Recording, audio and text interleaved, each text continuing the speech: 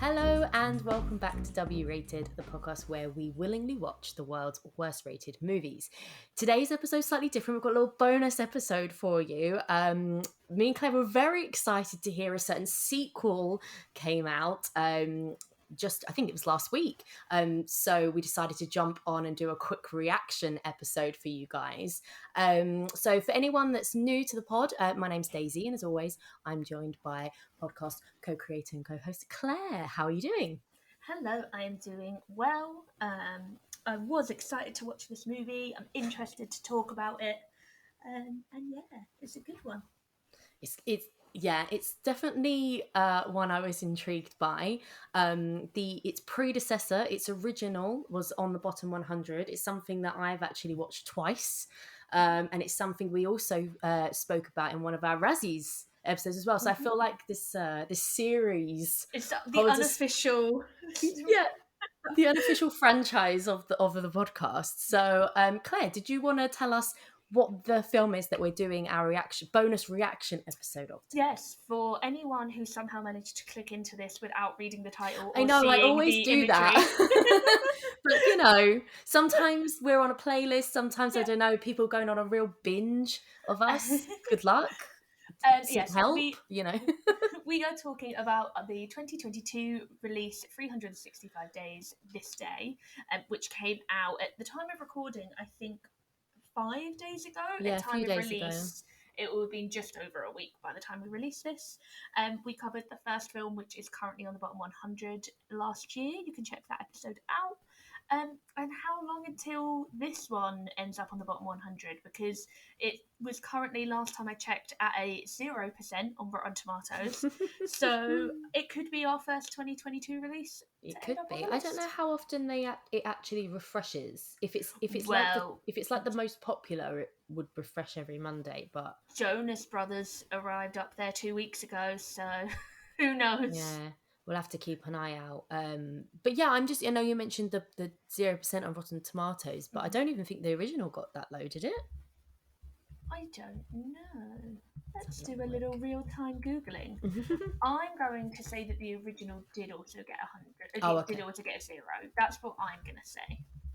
I feel like 365 Days, the first one, holds a very special position with IMDb, being on the bottom 100, but also still being on the most popular 100 every single week since it's been released. I'm pretty sure it hasn't dropped off at any point. It's a special movie. So it also has 0% on the tomato meter with 16 reviews and an audience score of 29%. And then the new one has 0 with 11 reviews and an audience score of 19%.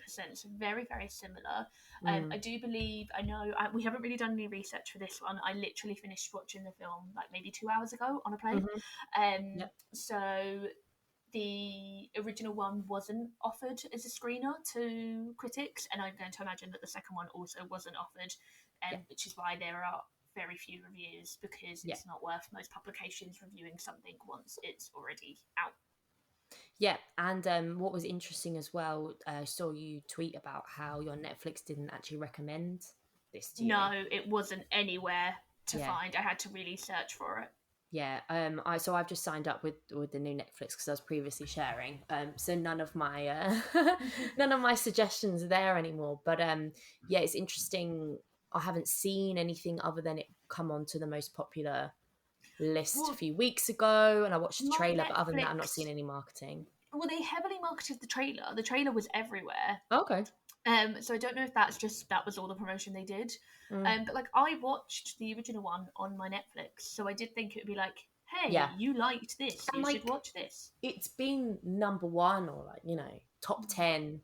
It was one of their biggest 2020 successes. You'd think that maybe they'd ride on that, but it's interesting. Obviously we're speaking about Netflix. It's not a Netflix original. It's just that's the only platform that it's currently on. I don't think it's got any theatrical releases or anything, but I don't know. Everything on Netflix is a bit up in the air at the moment, isn't it? Nothing seems to really make sense with what they're doing. So we won't We won't go too far into the details of working out what they're doing and why. But yeah, just interesting how big the original was and how this kind of, I don't know, slipped onto the radar a little bit. But I'm sure the people who are super keen, aka us, to watch it will find it in their own way. Mm-hmm. So, what did you, as a quick thumbs up, thumbs down, what was your opinion of it? I actually felt like it had an incline. It had an incline. I started very low, and then by the third act, I actually did feel like it got a little bit more palatable. I think, I don't know if it's because I knew what to expect, but I found this one so much more cringy and less forgiving, less camp, less oh, I know what I'm watching and it's erotic thriller and all of this. It just, there wasn't anything thrilling about it in this one, I don't think, which unfortunately was its downfall. Yeah, absolutely. I can't say that, like, I didn't want to say I enjoyed the first one, but I did. I actually don't think I enjoyed You don't want to this enjoy one. it, but you do. But yeah, and I feel sorry for the film because it's not as good as the first one. Yeah. And it's because and that's saying something. But I think, and like, we're going to go into spoilers here, but I feel like they really listened to the criticism and they really worked hard on addressing the criticism, and because of that, they made a bad lost movie. its appeal. Yeah, it's like it. The positives of the first one were that everyone said that the music was really good. So this one, if you'd have told me this film was a visual album, I would have believed you. I'm not going to rewatch it, but I would love to rewatch it in time. How long the gaps are between a song ending and a song finishing, because there were just whole music videos. Yeah, in this it film. really was, because the songs were never sort of with dialogue scenes. They were always very much, it was all montages, wasn't it? Basically, it's like montage and then a dialogue scene, montage and then a dialogue scene. There was some very good dialogue in the first scene where her opening line is, "I forgot my panties." Oh my god, no, literally, it's the first thing I noted down. So I started watching this. I stayed at my boyfriend's last night, and I started watching this when he was asleep this morning to try and just like get ahead of the game a little bit, because I was like, I'll wait till I get home and I'll watch it like properly. And I was just like, I don't think I need to. So I started watching it with my headphones in bed, and I've just put very fast note. Second line, I don't have panties. It's just the most.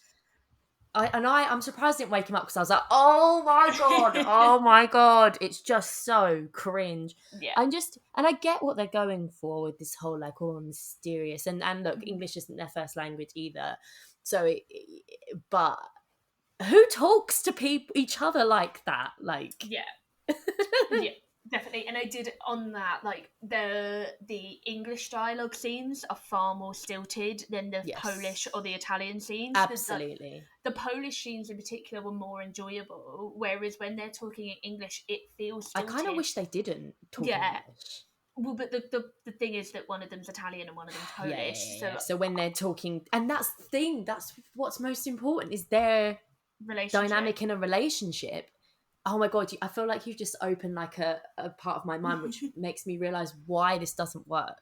Yeah, it's because they're not natural English speakers, so their acting when they're speaking in English is more stilted, because I think the words aren't natural in their mouth, because it isn't and their, they should their use that language. to their advantage of this whole, speaking with their body, their chemistry. Like, I don't know, if they'd played on it and their English wasn't as good, both of their English wasn't as good or something, and they couldn't really communicate in any other way. But no, it just makes for some really, really, really cringe dialogue. If you thought, oh, your last baby girl could get there was only one baby girl, and it was used mockingly. Yeah, and it wasn't even by the main guy, was it? So sad. No, it wasn't. It wasn't even by Massimo. But yeah, so like the praise the first one got was that they were both very attractive, so they were both looking very attractive again in this film. The praise that it got was that the music was good. The praise that we said was that it had a lot of montages, and then all the negativity it got was the hostage kidnapping storyline. the lack of sexual consent within the sex scenes. Yeah. And then it was also criticised, I think, for the dialogue, and then there was like another key criticism. So they did really take all of that out. All of the sex in this is very heavily, clearly consensual. Mm-hmm. There's a lot and less... puts her in a lot more of a position of power. Every single sex scene is about her pleasure. The only one that's about his pleasure is her saying, you can do whatever you want to me because I trust you, which was a big thing missing from the first one. And even then, it's framed as always her being in pleasure, like with him. Definitely. So they really worked on that. Which is good. Which is good. They also gave her a lot more autonomy because, as we discussed in the episode we did for the first film, the second book, which this is not the same as, they've kind of rewritten. In the second book, it opens with the end of the first book where she has been kidnapped by someone else. She starts to fall in love with the other person that's kidnapped her, while also being in love with Massimo. Which is silly. Madness. Clearly she has a kink and it is being kidnapped. Whereas in this one, she does go off with another man and starts to fall in love with him, but it's done by her choice. She chooses to go with him. He does trick her. He doesn't tell her who he is, but she goes with free will, and they make a really big point of saying, you came here by your own choice. And they don't consummate their relationship either. They kiss, and she has sex dreams about him, but they never actually have sex. And I think knowing what I was expecting from a story from this one, because of what we spoke about last time, I was actually pleasantly surprised to see a little bit of it, because I was like, oh, maybe they're doing something different. And then it did turn out that he had not really kidnapped her, but he had, misled her, false pretenses, misled her, and basically lured her to a certain place that would benefit him. In a wider sort of story leading up to the mafia families and stuff. But I kind of like that it kept me guessing a little bit, and I think if they'd have gone with the original, not only would it have, just repeated the same issues that they had before, but it would just felt so repetitive. See, that's where I'm struggling with my opinion of it, because one of the biggest complaints we had, and I think a few other, like some of the other podcasts I listened to back when we did our episode, was that the source material was the issue, and it's not an easily adaptable source text.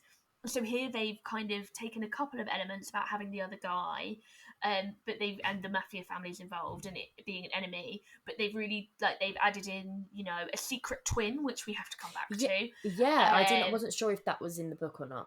And as far as I'm aware, it wasn't. It might be in the third book. I never looked up what happened in the third book. They've taken out the pregnancy storyline because she is pregnant in the second book and gives birth in the second book, because there's a whole health thing with her heart where he has to choose between her and the baby. The heart thing was not mentioned. Just gone. The baby thing's just gone. Yeah. They took all of that out, and then they've come up with this new storyline, but they sort of almost forgot to do a storyline. They were so busy with all of these montagey sex scene music videos that whilst the source material is problematic, and I think if they'd adapted the second book and gone for the same kidnapping kinks and all of that, and the lack of consent, it would have been problematic. But because they went completely off-piste and didn't have a source text, they've made a really boring film. It's just a bit diluted, isn't it? Yeah. Yeah, and you can tell that. It's like when we talk about films that are made by committee. Because if you try and please everyone, you please no one. That's it. They've listened to the criticism and they've really taken it to heart, I think. But unfortunately, it feels wrong to say, but the criticism was kind of what made it great. Or at least just interesting to watch. Yeah, interesting. Yeah, I agree. And when you were saying sort of like the story, it really, really is simple. It's and it doesn't really kick in for about 30-40 minutes. No, and here's my main issue with kind of with the first one as well, but mainly this one, is it kind of just feels like Laura is wanting there to be a problem with her marriage when there isn't one. Like, for the first half an hour, we see them get married and they're having sex here, there and everywhere, as always, which is great, good for them. But then it's just like, they come back from their honeymoon. So they're all happy. They come back from their honeymoon, and then Massimo's like, I booked a trip for you, her and Olga, her friend. And then she gets the ump about it. And she's like, first film she calls herself, I'm not just a bag of potatoes you can move around. This time she was like, we're not just furniture you can move around. And he was just like, you can't see my face, but it's it's a thing of like, just deal with it. It's a nice holiday. Fuck off. And then like she seems to love the holiday with Olga in the end, but then he comes back and goes, "We've got to go," and then she kicks off again. So it's just like she just takes. It seems like she causes problems with this whole control thing when he's not even really controlling her per se. He's just kind of telling her what to do in like 2 tiny instances. Well, and it's difficult because I'm like, surely she knew what she was getting into, because she makes Well, a big thing about, he did it so much worse the first time, and she married him. Like, She's you know like, who this guy is. I'm bored, I don't have a career anymore. And it's like, yeah, like she was built up to be this big career woman at the start of the first film. So it's like, yeah, like you don't seem to have any hobbies, or you seem to want, the only part of your personality seems to be having sex. Yeah. You seem to be devoid of a personality outside of that. Literally. And your mafia boss husband doesn't actually have time to have sex all day, funnily enough. Yeah. And then like he even goes out of his way to it's try kind and of like rectify. alluding to that, isn't it? But it doesn't really. They don't ever actually say those words. All they needed was a scene of her saying, "Oh, you don't have time for me anymore," which you kind of allude to because he's like, "Oh, we've kind of got to go back to our normal life."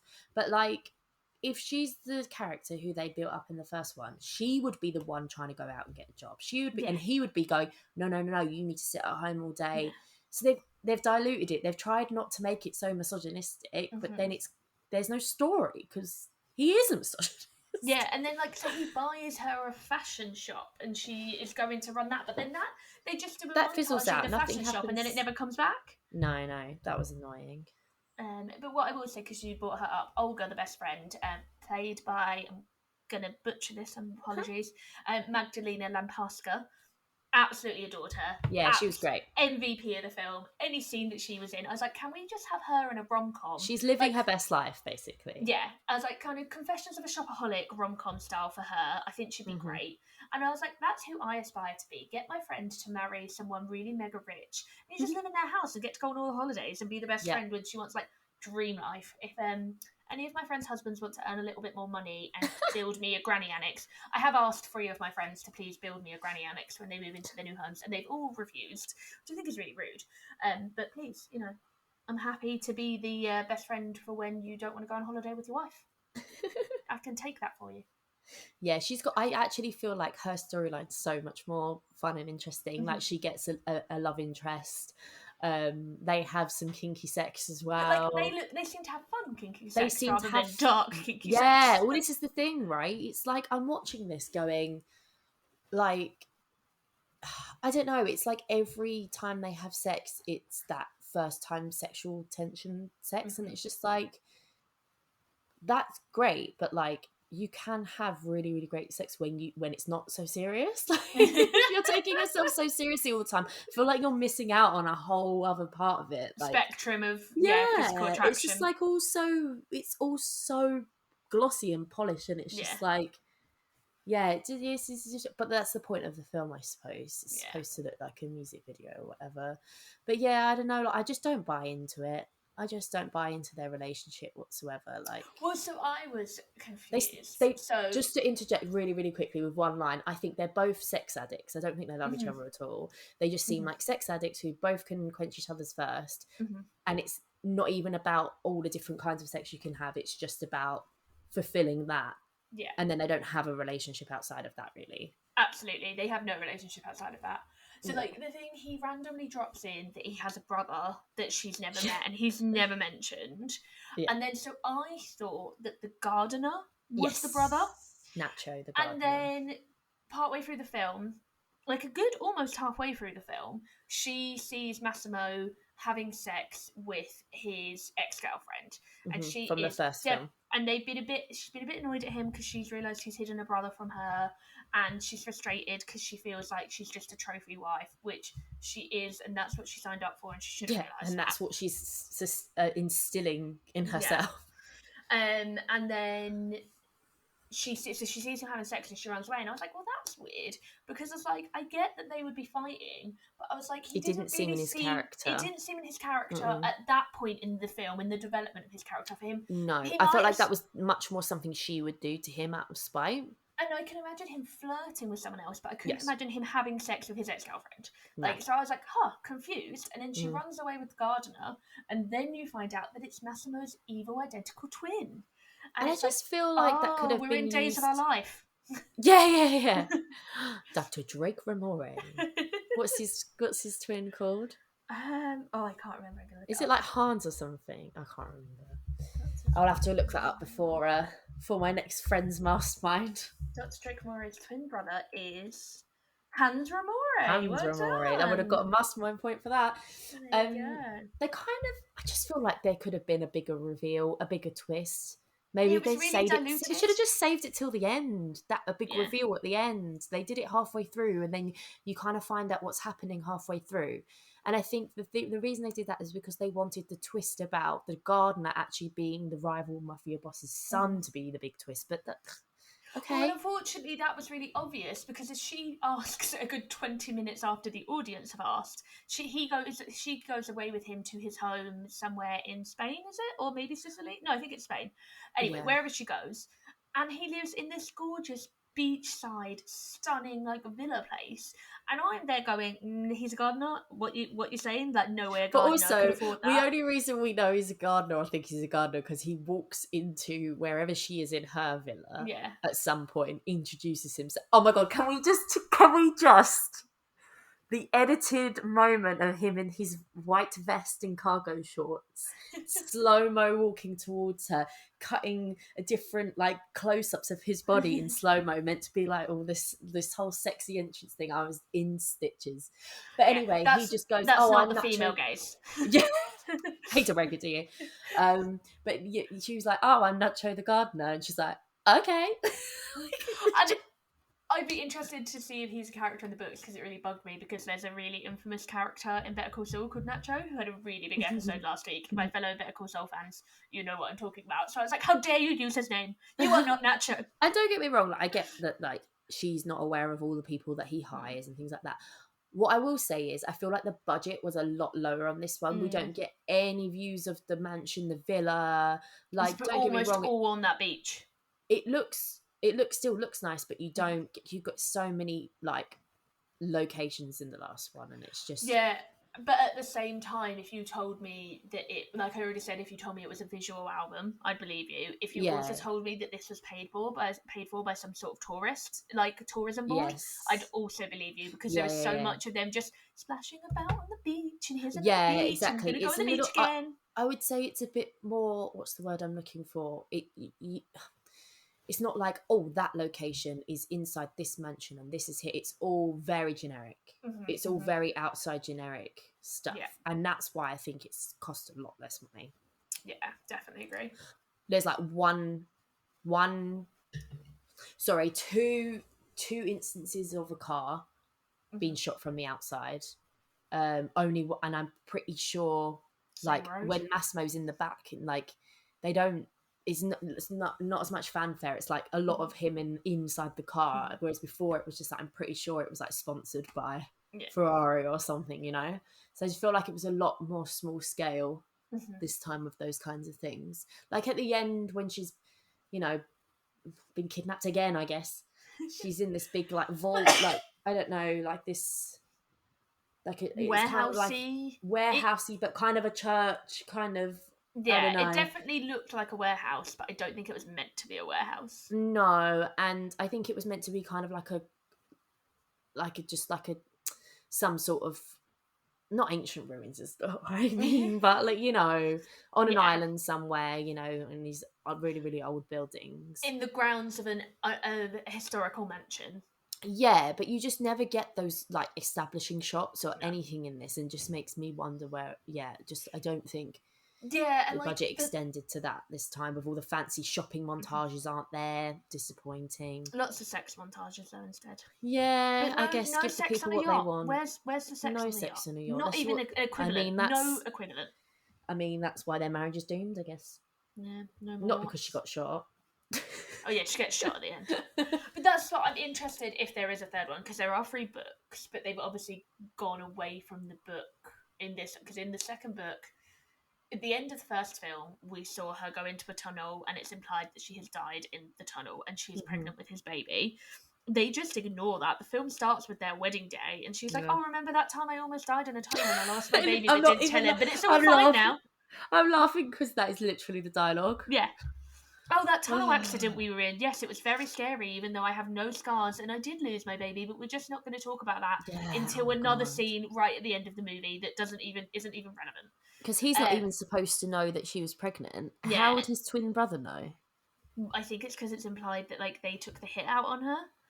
But how would they know she's even pregnant? Because I don't think she went to a doctor's. I think she just did at-home That's test. what I mean. I don't know. Anyway, I feel like there's a plot hole there. Definitely. But yes, they write that out. But so the storyline of the second book is meant to be that she is then pregnant and has been taken hostage by this other person to be used against him. So he's going crazy trying to find her, missing her, looking for her. She is then pregnant, but she's falling in love with this other guy and having, I think, a similar relationship with this other guy because she's so confused. Then at some point she ends up in hospital and he has to choose between saving her life or saving the life of his unborn child. I remember you saying so this. I don't really... I'm going to look up the plot of the third book now. Book 3. Yeah, because they might just have to go to a completely different... Because they completely wrote out the pregnancy storyline. They've completely written out the heart issue storyline. There is a second guy in this, but she kind of is only starting to fall for him when she finds out that he's a bad guy, and it kind of makes it clear that he wouldn't be coming back. Yeah. So, right. So, 365 Days Trilogy's insane ending angered fans. Let's find out why.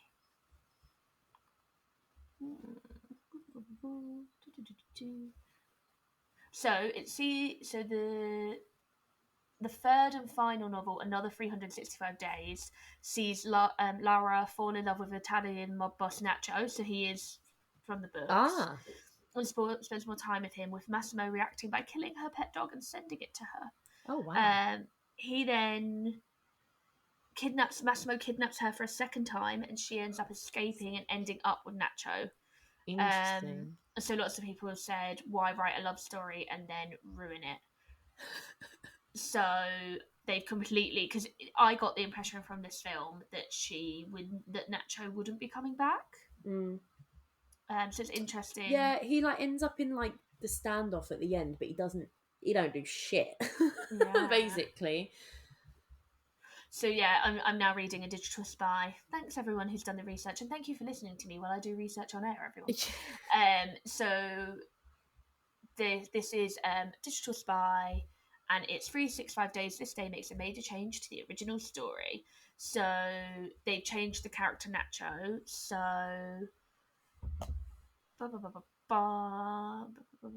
in the book, it's different. She's kidnapped by Nacho and held hostage by him, and surprise, starts to develop feelings for him. So they changed it for the film. And then, it talks about how they've toned down the more controversial, ickier elements. Reveals it doesn't say if the twin was in the books or not. So in the books, Laura is still pregnant with Massimo's child and didn't miscarry during the accident. At the start of the third book, Massimo has to decide whether to save Laura or their unborn baby. Assuming that Laura doesn't fall pregnant again in the events of the second movie, spoiler, she doesn't. 365 Days 3 won't follow this path, and probably for the best again. In the third book, Massimo chooses to save Laura but doesn't tell her why she miscarried. So it'd be interesting to see, because they've kept the characters, but they've changed almost everything else and added in new characters. So it'd be interesting if there is a third film to see what they do, if they do anything, if there even will be one. I'm going to put my bets on that there won't be another one. I don't think there will be. I think they made the changes with the best intentions, and I think it's better in the terms of it makes for a nicer film, but I actually think they shouldn't have made the changes. I think that it would have been better to keep it as it was. Instead, it very much, the whole thing just felt like a telenovela. Yes, exactly. Yeah, just all filler, really. Yeah. But a few notes that I wanted to bring up. the happy wedding at the beginning with all like friends and family there, just putting myself in the shoes of a guest attending the wedding of my friend and her kidnapper, you know.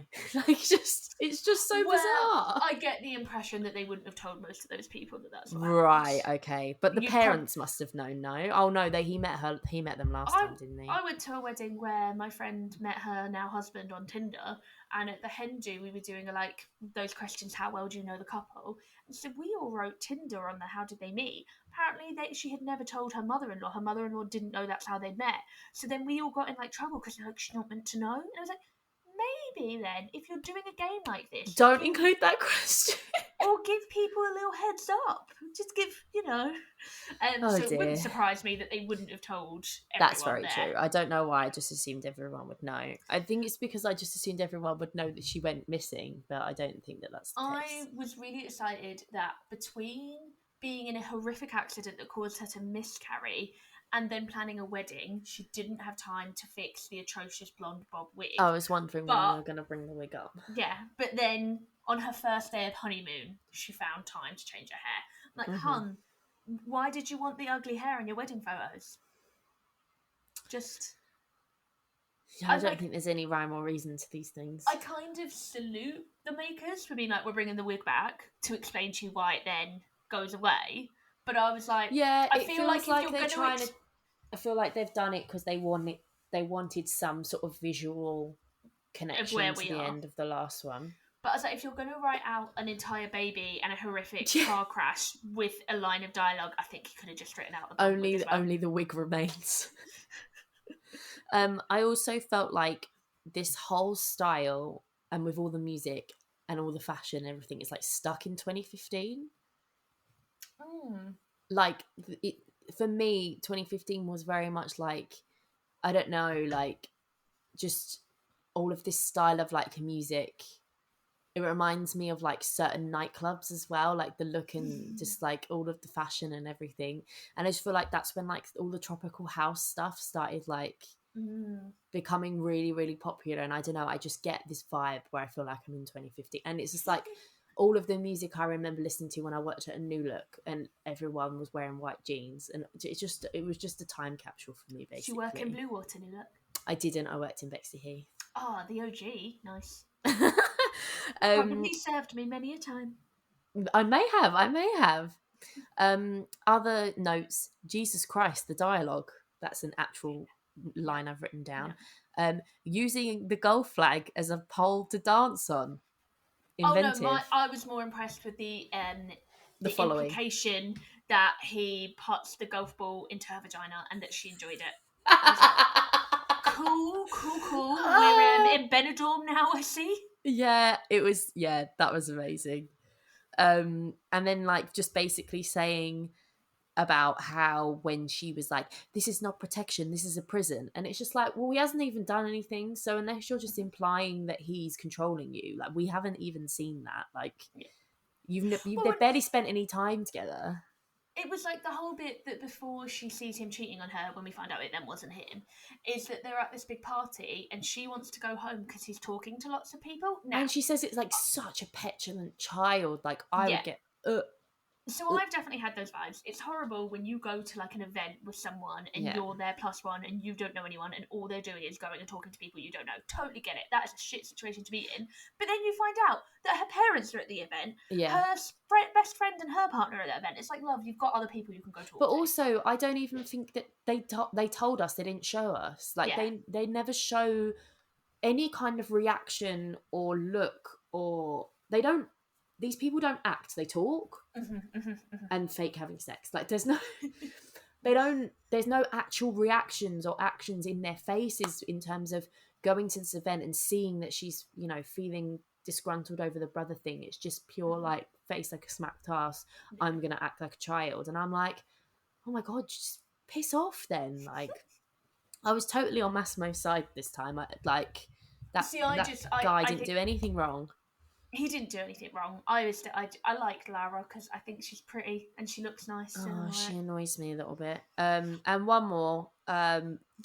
the point of view shot of Nacho when he's under the covers in her sex Oh my stream. God. So that was, I watched that on the plane. It was like a fishbowl effect. Yeah. It was too much. It was like an anamorphic lens of this guy's head in between her legs, and I just can't. And it's pure comedy. It's pure It is. comedy. It is. Because she kind of looks and goes, "Oh, you." Like, yeah, there's a switch. There's like a switch of view, and I absolutely lost it. and I'm like, I screeched. cool, that's actually like unconsensual because you were asleep and he's just got down on you when you were asleep and you. But don't worry, it was all a dream. It was all a dream. But yeah, that was the only sex scene I watched on the plane, luckily.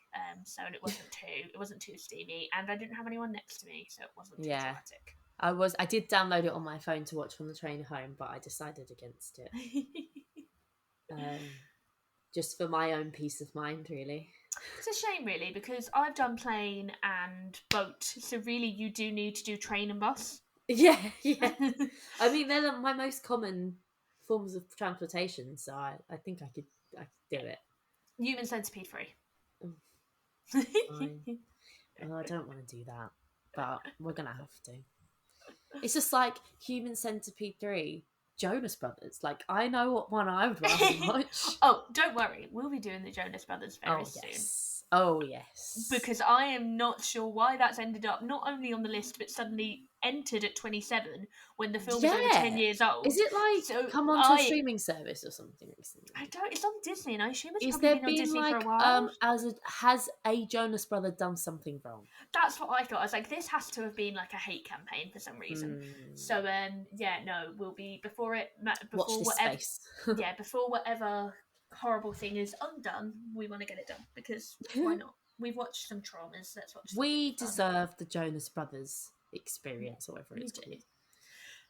But yeah, I mean, I think I appreciate the filmmakers listening to critics. Yeah, I do think that they took on that criticism. I think that the storyline changed from her being kidnapped again to something a little bit more ambiguous. I actually did appreciate. I appreciate it in principle, but I think I actually would have enjoyed the film more if they'd have stuck to the other storyline. I think it would have been like not more enjoyable, but more like so bad it's good. Weird and wacky like the first film. Whereas like I really it just got a bit bland, didn't it? It was very bland, and it felt like a soap.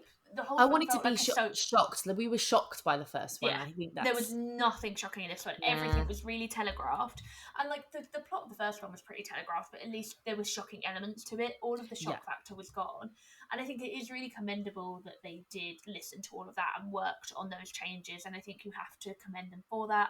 But unfortunately, it also meant that the film just felt like a 2-hour music video with bad dialogue.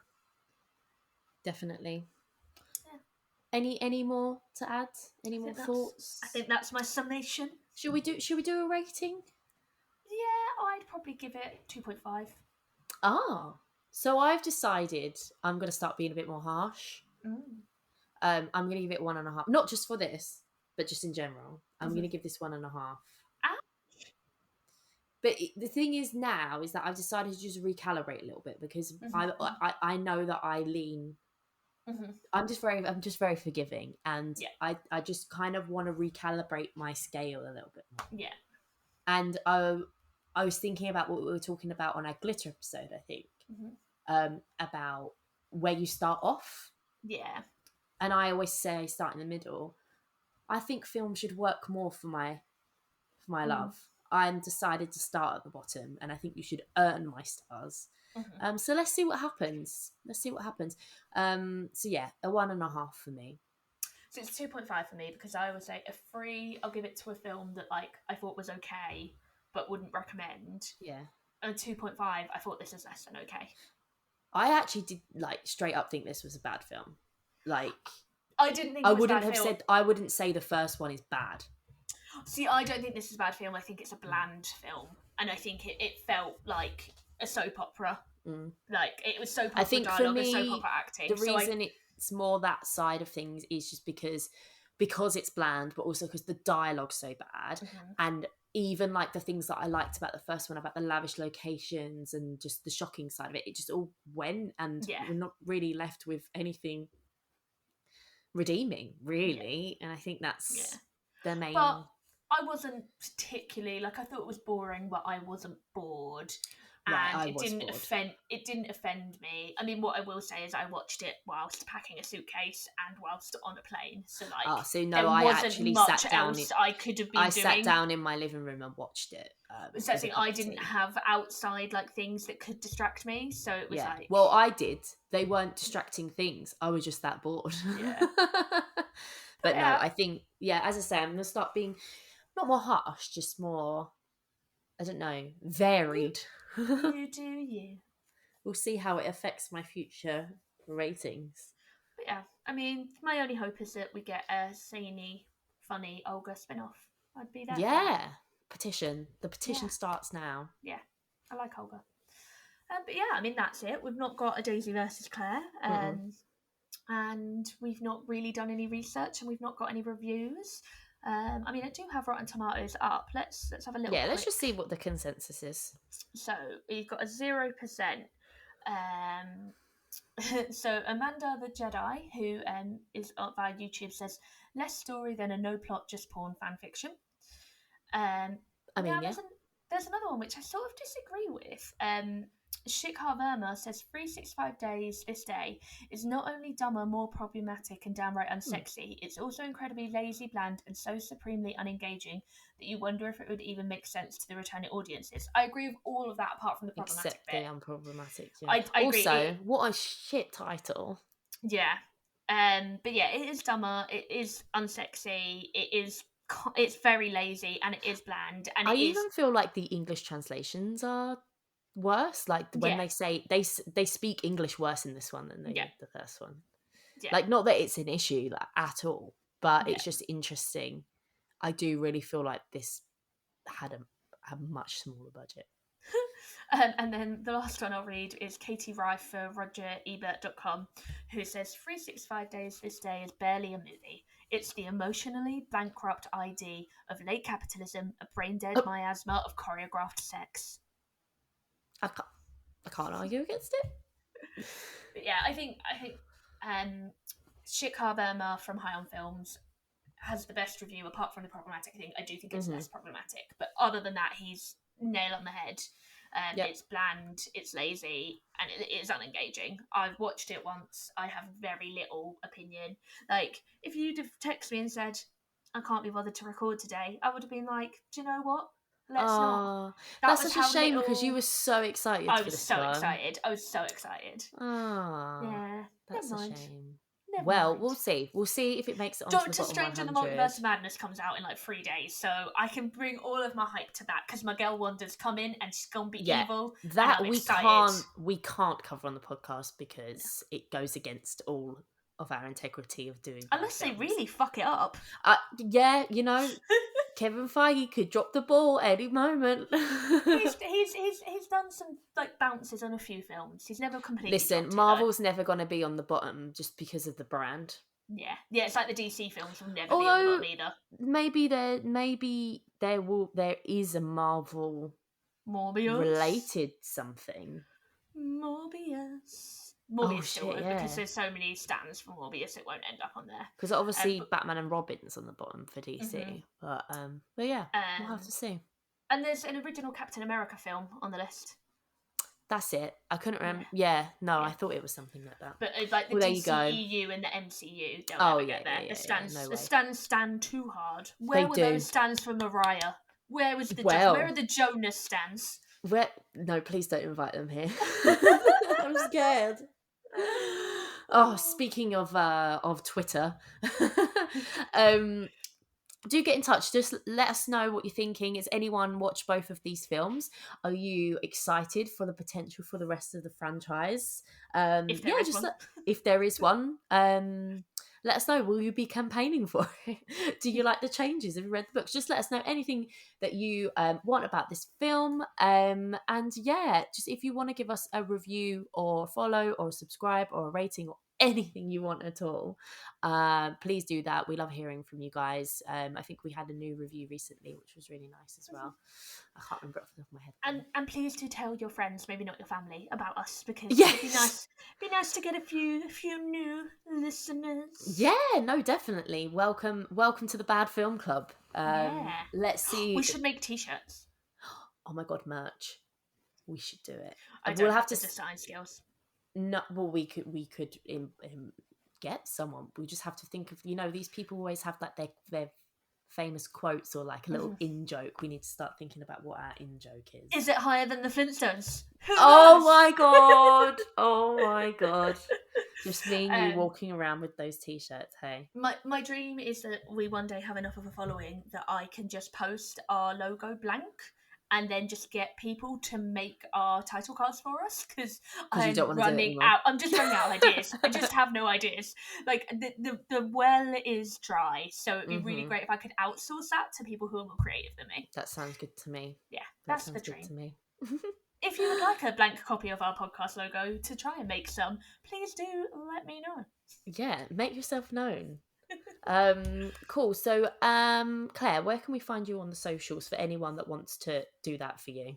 You can find me at Claire Ellen Hope, Claire without the I.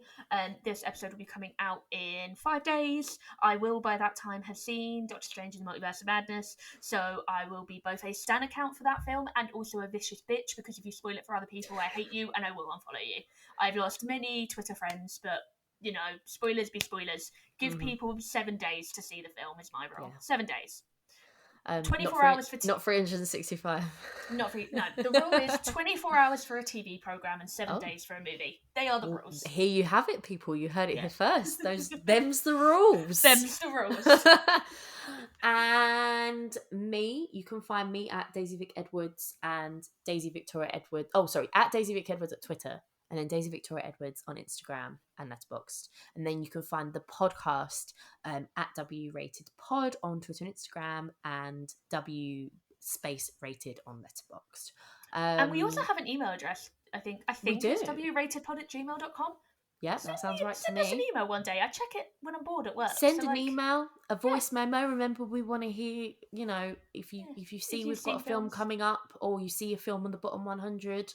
Just send it over and we'll make sure we include it in the podcast. Yeah. We'll make you famous, Don't worry about it. Our hordes of followers. Yeah, exactly. So we hope thanks for tuning in, everybody. We hope you enjoyed listening to our special bonus episode. We'll be back with a new episode for another film on the bottom 100 soon. So we hope you can join us there as we take on the next worst rated film. See you then.